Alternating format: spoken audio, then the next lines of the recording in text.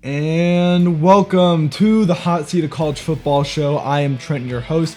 I hope you guys all had a fantastic weekend. Today is a rainy Sunday afternoon after yesterday's eventful day of college football. We're going to get into all of that. It wasn't necessarily as maybe exciting as the past couple weeks. And it's definitely not as exciting as next week's slate of games. We will get to that. But I hope you guys all had a fantastic day. I hope your team won. Let me know what team you're a fan of. Let me know what you expect from them, what you're excited, what you're disappointed about. Just leave that all down in the comments. Don't forget to subscribe. It helps me out a lot. Don't forget to like the video. It's free. Doesn't do anything to you guys. Just lets me see. Or lets you guys see when my videos come out so you can get to it first. So let's go ahead and talk about week 4. This was a great week for me. Obviously, if you guys know, predictions wise, it hasn't been great the past couple weeks, and we set a record this week. We went 8-2, almost went 9-1 if Baylor could pull out at the end. They obviously didn't, and we'll get into that in a little bit. So great week from me. Got our percentages up for the year. So first, I want to talk about that the one that's on the thumbnail.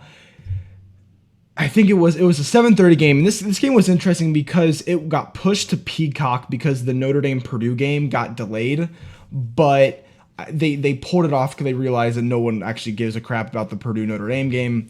So I want to talk about number 9 Illinois at number 19 Indiana, and this was my big bet for the week. This was the game I had number 1 over the Texas Tech game, over the Nebraska game. This was the one I had at number 1, and I picked Illinois to win this game. A lot of people were picking Indiana. Indiana was favored by a touchdown or so, depending on where you bet. But I was higher on Indiana than I should have been, or higher on Illinois than I should have been, because this was the biggest blowout of the season. The end score of this game was 63-10, which is absolutely insane for a top 10 team to lose 63-10. But it's surprising, but not as surprising as you would think it would, just because we've seen Indiana do this. We haven't seen them do it to a top 10 team, but we did see them do this to Nebraska last year, where I think they were favored by maybe like a touchdown and they won 56-7. So obviously, if you've seen the thumbnail, is Indiana the best team in the Big Ten? Probably not. They actually, I would say they have the best win in maybe the country. I would say in the Big Ten, if you're just going off of rankings. Beating a top 10 team 63-10, I would think is the best win. I just don't think Illinois is actually a top 10 team anymore. But I think Indiana might be the third best team in the Big Ten. Obviously, right now it was Ohio State, then Penn State / Oregon at the 2 and 3, and then the 4 was that Illinois, Indiana, Michigan, USC. Now with Indiana winning and what Indiana was last year, they were the third or fourth. They were really the fourth best team in the Big Ten last year. I do think they have a chance to really make a playoff run, because if we bring up Indiana's schedule, I'm pretty sure it's pretty easy as it was last year. So, okay, it's not as easy, but I mean, obviously with a win like last night. So they have to go at Iowa next week, or I think that's in, next week. So they have to go at Iowa next week, then at Oregon, then Michigan State, then UCLA, at Maryland, Penn State, or at Penn State, Wisconsin, and then at Purdue. So obviously, you probably expect them to drop those Oregon and Penn State games, but 10-2 with a win over Illinois, Iowa, Michigan State.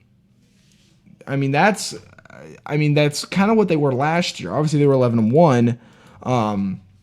But I do think that if Indiana wins out, there's a chance that they can make the playoff. So if depending on how Oregon Penn State goes, if one of those teams looks terrible, then maybe Indiana could jump up to be the third best team in the Big Ten. Currently, they are, I think, at 11. Let me bring up the AP poll, and actually we'll talk about the AP poll in a little bit. Let me bring it up from their website. I think they're at 11. They are. So they were at 19. They jump up 8 spots. So they're technically a playoff team, and they are the 4th highest Big Ten team. Yes, they are the 4th highest Big Ten team. I think, yeah, so Michigan, USC are 5 and 6. Illinois is still in the top 25 somehow at 7. So there's 7 Big Ten teams in the top 25. It's pretty good.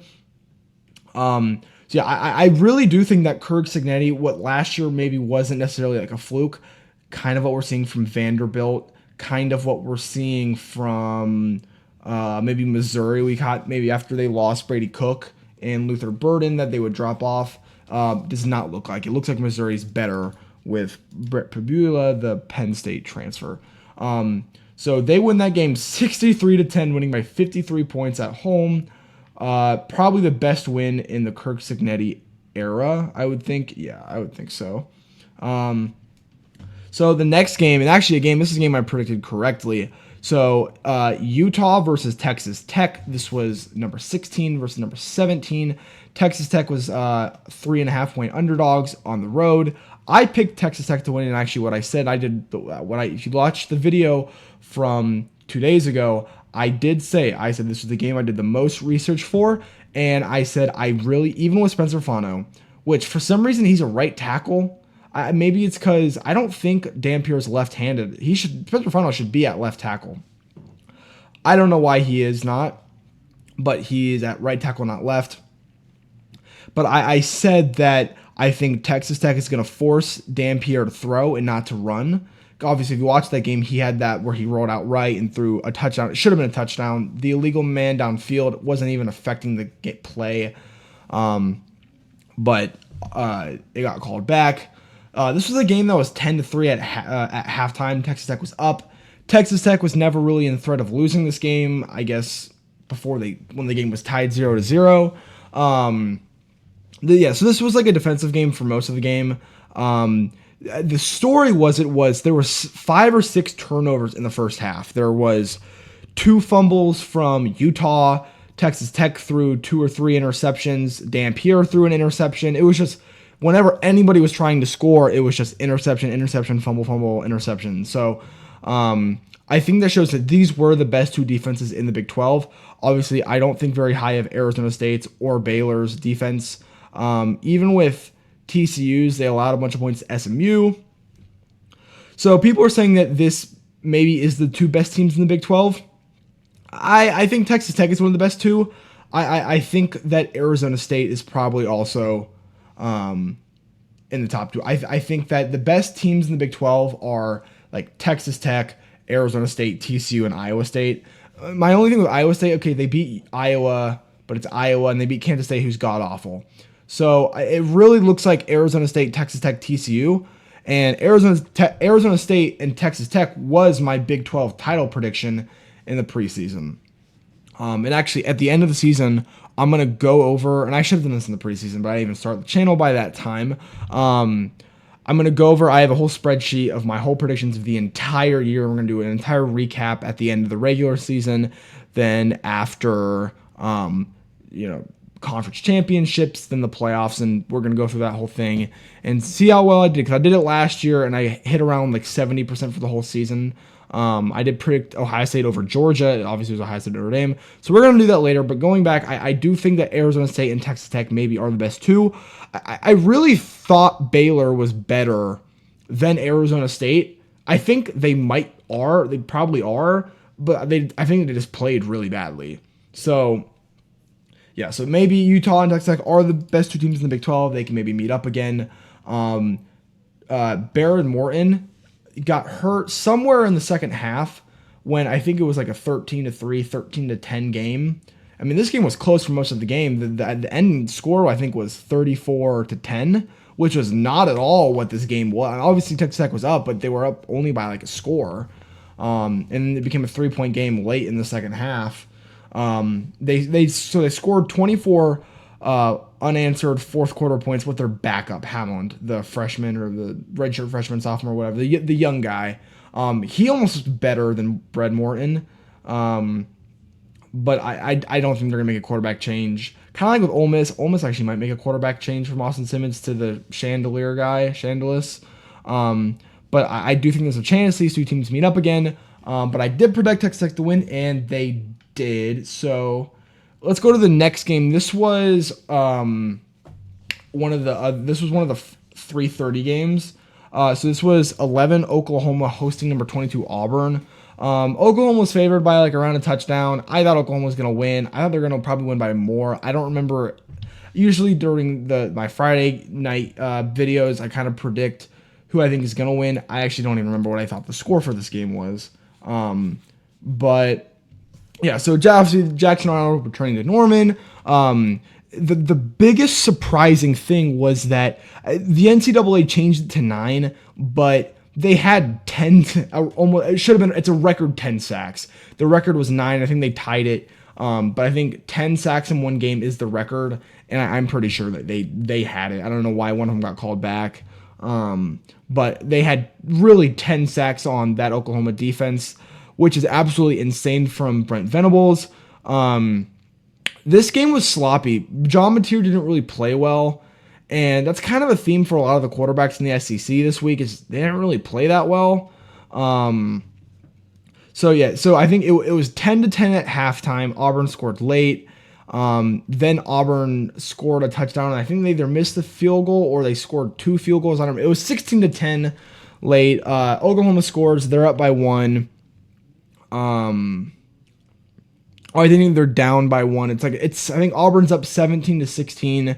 Then Oklahoma gets a touch. They get a field goal. Somehow it becomes 22-17. Auburn absolutely falls apart. Was it who got Oklahoma? I don't remember which player, but Oklahoma got a safety. So then it was kind of a weird score, but then it became 24-17, the touchdown. They tried to do the onside, don't get it.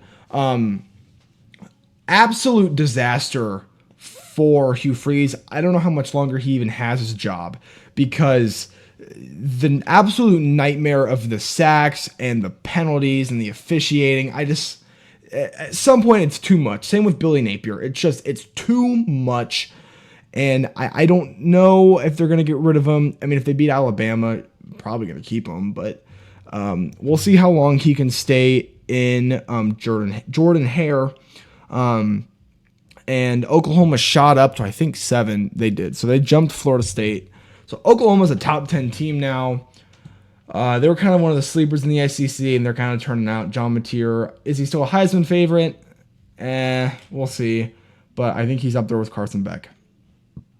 And actually, let's get to Carson Beck because he also didn't play well as well. So Miami took on Florida. They were favored around a touchdown.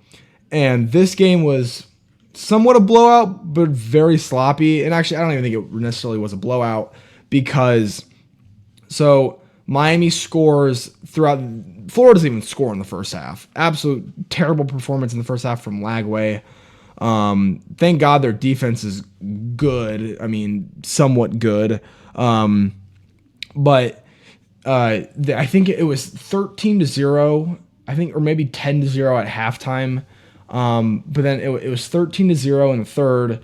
Florida scores. It's 13-7. Then Carson Beck, they were up by 2 possessions all game, throws a pick. And now it looks like, oh my God, Florida, they might score.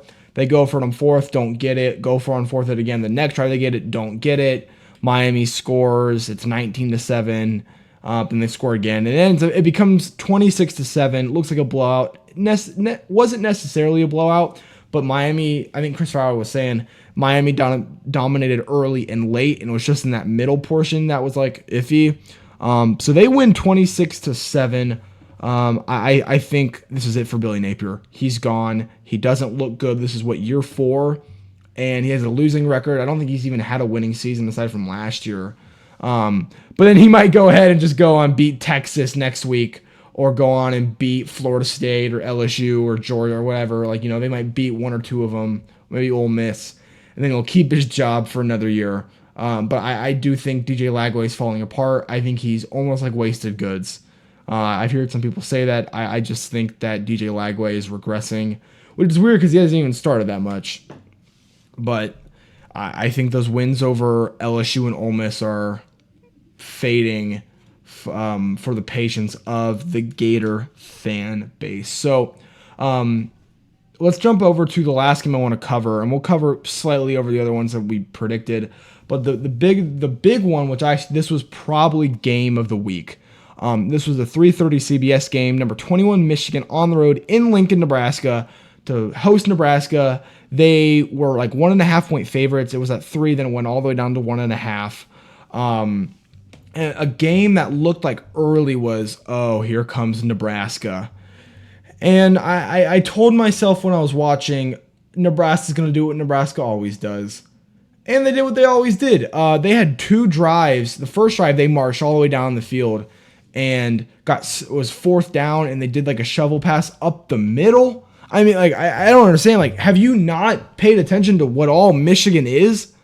Like, you do a shovel pass up the middle, get stuffed immediately, don't get anything, didn't take the points.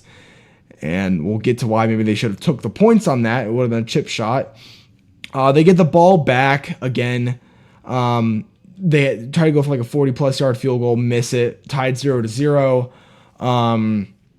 Then Michigan, still in the first quarter, Michigan kicks a field goal, and then Dylan Raiola throws a pick. Next play, Bryce Underwood has like a 35-yard touchdown run. I mean, on the replay, it was like a cover 2. The safeties are out on both sides of the boundaries, and like literally on the TV copy, you can't even see a Nebraska person that was in the secondary. It was just green grass, and just easily just walked into the end zone. I guess ran, but jogged into the end zone. Michigan kind of stalled out, and Bryce Underwood, again, I think he's overrated. I think he has a potential of being really good, but I think he was like 12 for like 22 and like 105 passing yards. Actually, let me pull up the stats. So Bryce Underwood went 12 for 22. Wow, I actually got a 12 for 22 and 105 passing yards. So yeah, he literally did nothing this game aside from that touchdown run. This game was 17-10 with 1 second left, and obviously you've seen the play. Nebraska with the Hail Mary. I think it was like a 50. Let me see what it was. It was a 52-yard Hail Mary going into the half, so that tied it up. And then Michigan scored 10 points. Nebraska was down 10. Let me see what they did. They kicked the field goal. Michigan kicked a field goal. Dominic Zavada, again, probably the best kicker in the country, had like a 56-yard field goal. Nebraska scores, try to go for the onside, don't get it. They lose by 3, 30-27. Raiola looked fine. He went 30 for 41, 308, 3 touchdowns and a pick. I mean, I don't really know what to say. Michigan literally did not much.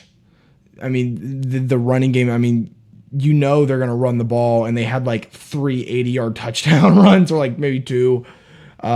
Justice Haynes is fast. He looks like, I don't know, he runs like Blake Corum, but is built like a Hassan Haskins maybe.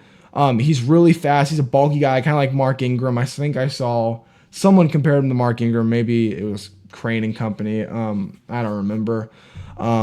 Yeah, he's super fast, and that 1-2 punch with Marshall, I think, is really up on par with Penn State and like Notre Dame, those 2 running back duos.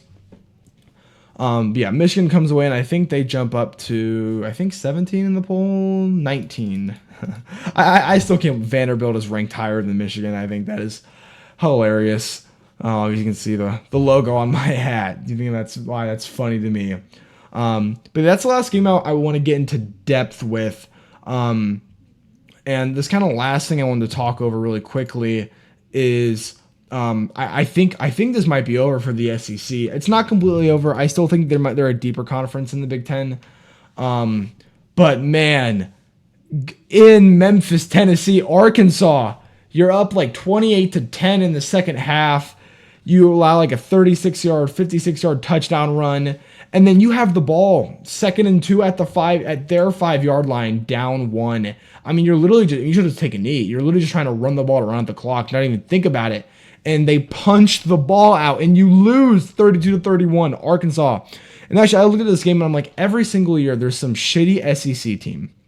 There's some shitty SEC team that loses to a group of 5 team. It happens every year.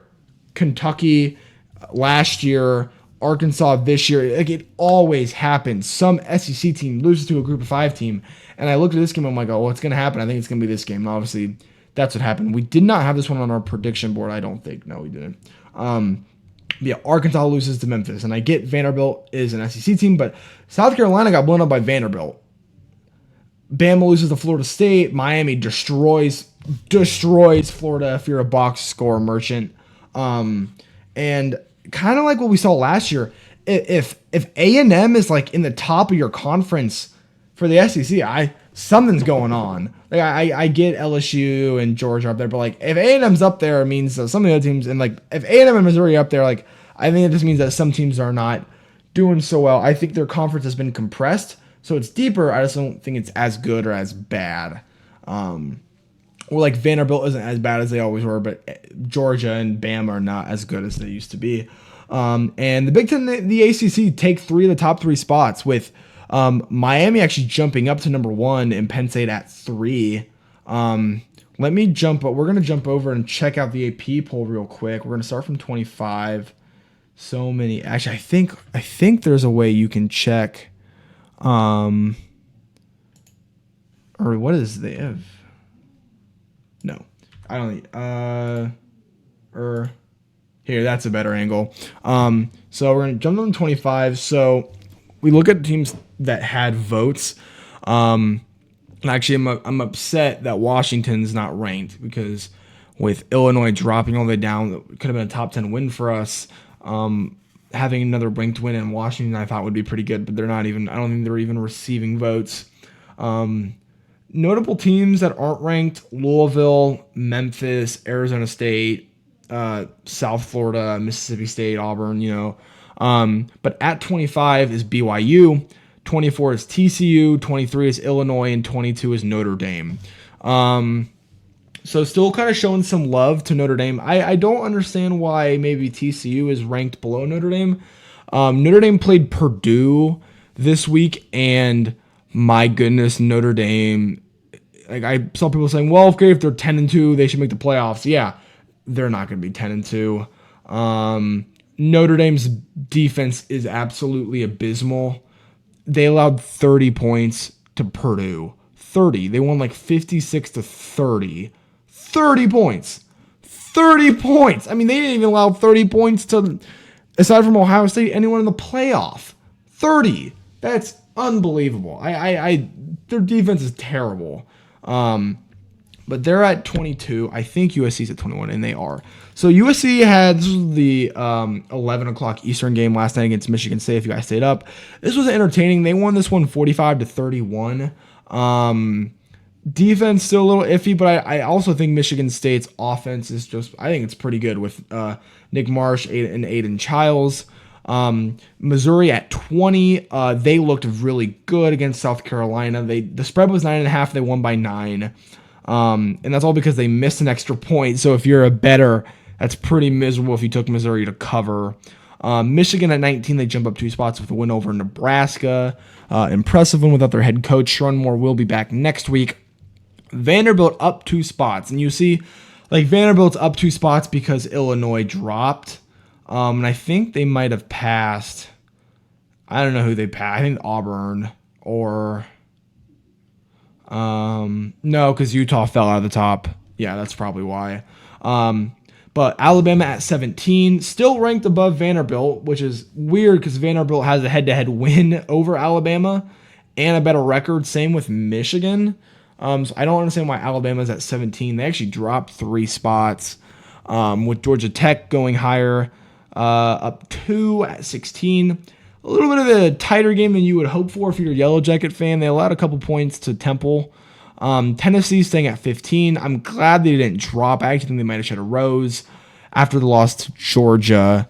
UAB again scored 24. So we'll see about this Tennessee defense. I was really high on their defense, but we will see. Iowa State is down 2 off of a bye. Don't know how much I agree with dropping teams off of bye weeks, but Ole Miss at 13, they didn't move. Texas Tech jumped up 5 spots, obviously with the dominant win for these box score nerds, which is what the AP are. I don't know if you saw the one video of that one girl. They don't even watch these games. They're all beat writers for one team. They don't give a shit. They know nothing about football, at least anything outside of their one team.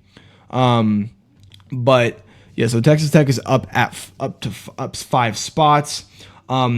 And Indiana up 8 spots now, kind of back to where they were last year. And if we look at their schedule, they do have, we looked at earlier, a little bit of a harder schedule for them. But if they win 2 out of the 3 of Penn State, Oregon, and Michigan State, or whoever else they play, I think that's a playoff team, especially if they beat Oregon or Penn State. Texas is down 2 spots, which is weird because this is the best they've looked all year. So I don't really know why. I guess they brought up Oklahoma over Texas, which I understand. But they brought A&M over on a bye week, which I don't really get. And they dropped Florida State off just because I think Oklahoma. But Oklahoma now being a top 10 team is good for them. They are the 3rd highest SEC team. How many SEC teams? They always cram a shit ton of SEC teams in here. They have 1, 2, 3, 4, 5, 6, 7, 8, 9, 10 SEC teams, which is crazy. I disagree with that. Well, I think we'll do another top 25 probably halfway through the season, or maybe when I think the next time I'm going to do it is after this week. So in not this Tuesday or this Wednesday, but next Wednesday after the big week. That's when a lot of ranked teams, high teams play. So that's why I think I can get out of top 25. For this week, I think I'll do I don't know if I should do Heisman. Maybe I might do Heisman's, or like top 10 quarterbacks, top 10 positions. Maybe an early season All-American list. I'll have to think about it. But yeah, it's Oregon at 6. They looked good over Oregon State. Oregon State scored early, but Oregon never looked back. They had those nice new uniforms, the black and gold ones, which I thought was nice. Georgia stays at 5 off of a bye week. LSU falls, even though they look fine. And Penn State falls one, but this is only really because Miami. My thing is, I guess, if Miami can jump up 2 spots over winning against a losing record Florida team, then Texas should jump up 3 spots if they beat Florida. So I don't really understand why Miami jumped to the 2. I'm fine with it. I'm fine with them being above Penn State. But I think LSU, I think it's fine because LSU, that win over Clemson looks terrible. And we'll talk about Clemson in a minute. But Miami at 2 with 7 first place votes, Penn State with 5, then Georgia and Oklahoma with 1, and then Ohio State with 52, almost unanimous. Still the number 1 team in the country. This week, we play Washington on the road. That spread opened at 13.5. It's actually gone down to 10.5, and I think that's because of how Washington looked against Washington State. They put up like 59 points. They look good, but I am taking Ohio State to cover this game. We'll see where the spread is. I think it's going to be something like 34-20, 34-19, 34-17, something like that. But yeah, so that's the top 25. The top 3 spots being 2 Big Ten teams and 1 ACC team, which has been nice to see that it's not just some random SEC team in the top 2 spots that maybe don't deserve it. But so actually, what I wanted to talk about a little quickly is Clemson. So I originally had this game on my top 10 bets for the week. I actually picked out my top 10 bets for every week of the entire season in the preseason, and then every single week I change it and change the order based on what I think are the biggest games and the smallest. So, so Clemson and Syracuse was originally on it. They're not on it anymore, and they look terrible. Klubnik played better, but they take a 34-21 loss, and I think their season is over, and we'll see what happens with Dabo. So that is the AP poll. Let's jump over to our bets, because this was actually a great week for us. So here. So we went 8 out of 10. Only missed 2 bets. It was the Indiana and the Baylor game. So we jumped up to 27-42. We went from 56% to 61. So that's nice. We're at 61%. Let me jump over to, here we go. So we were right on most of all of these. If I could go back, I wouldn't even change. I actually think I don't think I made any bad decisions. I think I was just higher on Illinois. But yeah, so we picked TCU over SMU, Ole Miss over Tulane, USC over Michigan State, Baylor over Arizona State, which was wrong, Miami over Florida, Missouri over South Carolina, Michigan over Nebraska, Oklahoma over Auburn, Texas Tech over Utah, and then Illinois over Indiana, which was wrong. So we went 8 out of 2 for 80%. That's the best week we've had so far, so that was pretty good. And actually what I wanted to talk about is if any of you guys watch Juck on Bucks, the new intro, actually I'm going to put it up, I'm going to cut it in right here. Hey, it's Juck. At number 1, the most beautiful uniform in all of sport. If they brought back the gray stripes, this thing is so far out in front of everybody, you can't touch it. 2 5-star linebackers from the state of Ohio was an amazing thought. We are not bemoaning the noon kickoff. We are now owning it. It's a badge of honor. We're the lunatic fringe that defines our coach's legacy when it comes to this game. They don't get to define that outside the field. We're cut from a different cloth for Ohioans. Do I want Michigan to beat Oklahoma? No way in hell. I don't know what world I'm living in. This is insane to me. And if you saw my outburst, I apologize. It's showtime now. That intro, I made that intro. I made it. We've kind of been discussing over the past month.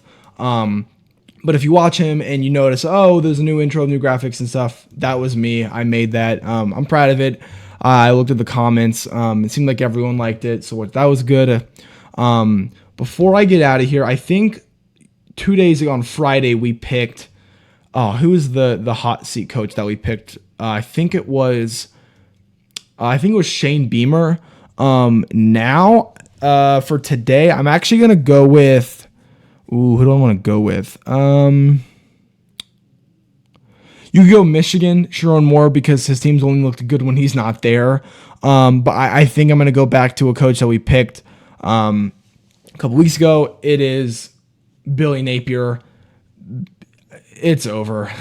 If you're a Florida fan, just be happy. Like, go get John Gruden or something, because Billy Napier is going to get fired. I don't know if it's going to be in the pre or off season. I don't know if it's going to be before the season ends. It could be next week, could be tomorrow, could be in a month. Who knows? I don't know. Their schedule is really brutal. Like, they don't even the Mississippi State and Kentucky they play. Mississippi State actually still look decent. They're undefeated. They're like 4-0. They won 2 games last year. So we'll see about Florida. They could go 2-10, 3-9. You could say Dabo. Clemson is going down the Florida State 2024 path. Top 10 team. They were top 5. They might only win 3 games this year. They look absolutely terrible. Maybe they go 5-7. I don't know. They do not look very good. To be fair, 2 years ago, Clemson did start out 4-4, but this team was supposed to be so much better than that team was, and they're not. But that, I would say right now, Billy Napier I would say Billy Napier is probably the hottest coach. On the hot seat for this week. Trying to go over my notes, see if I missed anything I want to talk about. I don't think so. So I'm going to be I'm going to release a video in a couple days talking about, I think something I want to do, maybe on All-American. I just want to see, we'll talk about something like the best players in the country, depending on what that is. But yeah, we'll be back on Tuesday, Wednesday, Thursday, one of those 3 days, and I'll release that video. And obviously Friday, we're going to come back for last minute locks. I hope you guys all enjoyed watching After the Whistle. Don't forget to subscribe and watch our past videos. I recommend watching our playoff bracket and our top 25 from a couple weeks ago to see how maybe that's translated over a couple weeks later. But yeah, I hope you guys all enjoyed watching. I hope you all have a nice day. I hope your team won over the weekend, and we will see you. Thank you.